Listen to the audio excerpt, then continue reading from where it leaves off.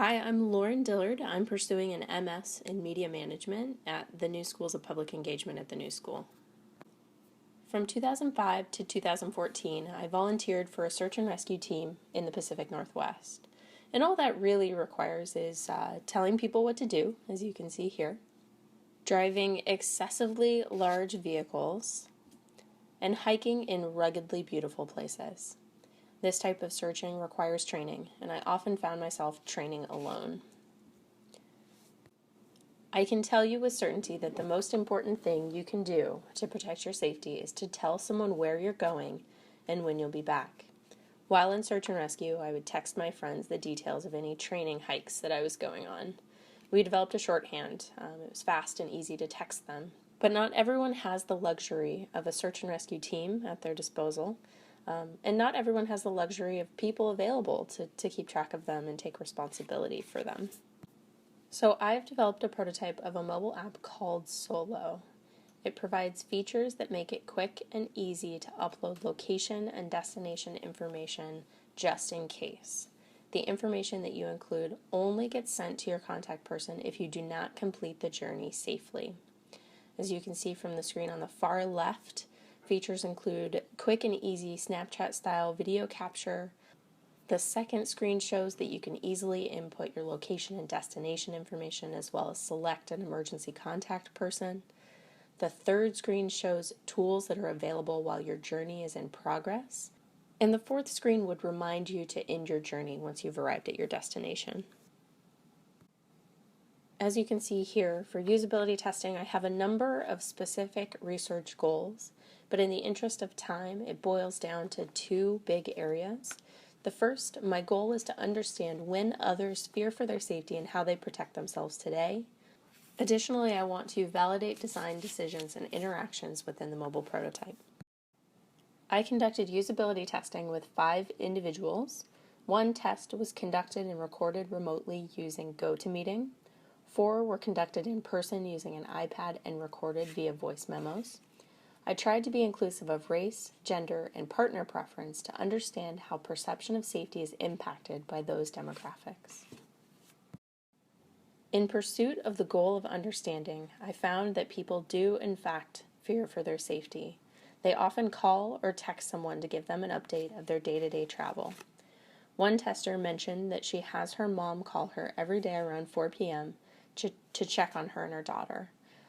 I found that other users feared interactions with the NYPD and would text or call their partner just to make sure they knew where they were.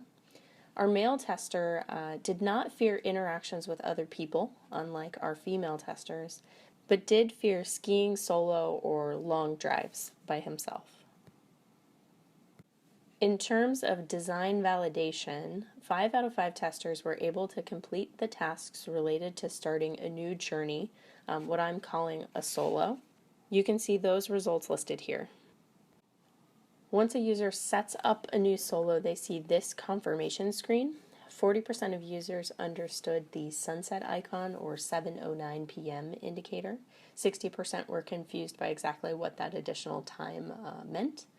40% of users understood the Snapchat style photo and video button, but 60% were confused why this interaction would take place here, which makes sense. The camera would not be active in this state. It doesn't make sense to have this button in this location.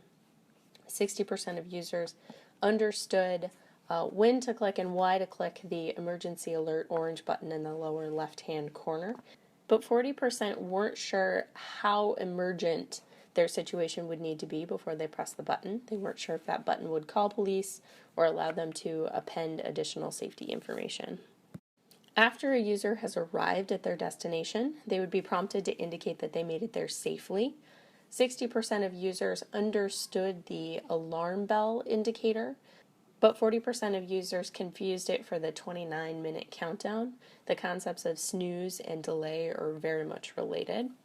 60% of users understood the download media icon in the lower left-hand corner, but 40% were confused on exactly what it meant since the arrow was pointing into the cloud in this case. So as a result of the research, I have a number of recommendations for you. The first is to add a front-back switch for the camera on the far left-hand screen. The second is to add some quick destinations or favorite destinations to make it easy for users to pick destinations that they've used in the past.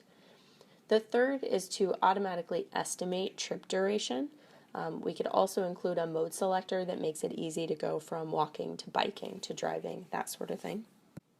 The fourth recommendation is to update or remove the sunset icon to make it more clear that that 7:09 p.m. time indicates when the sun would set.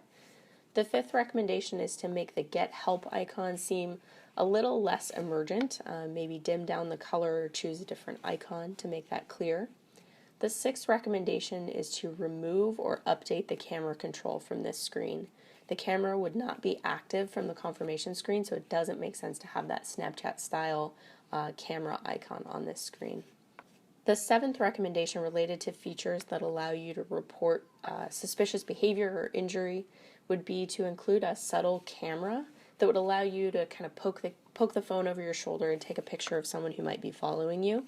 That would be great information to append to this record in case it were sent to your emergency contact person.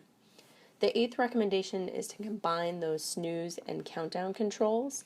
As I mentioned, users were concerned by that 29-minute countdown, as well as the snooze indicator alarm bell icon on this screen. So combining those and making them more clear would definitely improve the user experience. And finally, we had a number of big ticket recommendations. These are real reconsiderations of the existing design system. The first recommendation here is to add notifications that remind a user to set a solo. So for example, if a user disconnects from their home Wi-Fi network or connects to Bluetooth in their car, we could remind them to set up a new journey, make it very easy for them to set up a solo while they're on the move. The second recommendation here is to consider the ability to create a new solo via voice input. For the example I just gave of connecting to Bluetooth in your car, it would be a real usability improvement to be able to set up that solo via voice. And lastly, one tester in particular was really concerned with their interactions with the NYPD or observing police brutality. Today, Facebook Live is used to record incidents of police brutality with great success because those videos are not trapped in the phone if you're taken into police custody. Our tester recommended using this tool, but simplifying the experience such that videos could easily be taken, uploaded, perhaps skipping the location and destination step. And if that person is taken into police custody or injured, those videos would not be trapped in the phone, trapped in police custody. Thank you for taking the time today to learn a little bit more about Solo. If you have any questions or are interested in this project, you can contact me through my website at laurendillard.com. That's Lauren, D as in dog, ILLARD.com.